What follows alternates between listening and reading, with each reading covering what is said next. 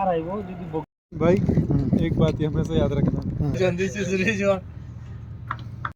हाय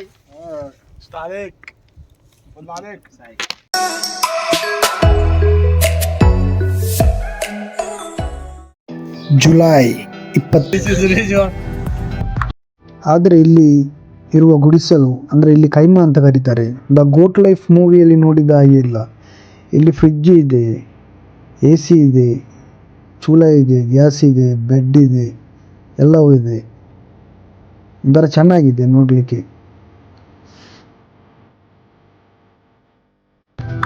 ಹಾಗೆ ಅವತ್ತು إن الله أمر المؤمنين بما أمر به المرسلين فقال يا أيها الرسل كلوا من الطيبات. ಹಾಗೆ ಜುಮಾ ಮುಗಿಸಿ ಆದರೆ ಈ ಕಡೆ ಬರುವಾಗ ಈಜಿಪ್ಟಿನವರು ಈ ಚಳಿಯ ವಾತಾವರಣಕ್ಕೆ ಏನೋ ಗೇಮ್ ಆಡ್ತಾ ಇದ್ದಾರೆ, ನೋಡುವಂತ ಹೋದೆ. ಸಲಾಮ್ ಅಲೈಕುಂ. ಕೈಫ ಹಾಲಕ್? ಅಲ್ಹಮ್ದುಲಿಲ್ಲಾಹ್. Thank you.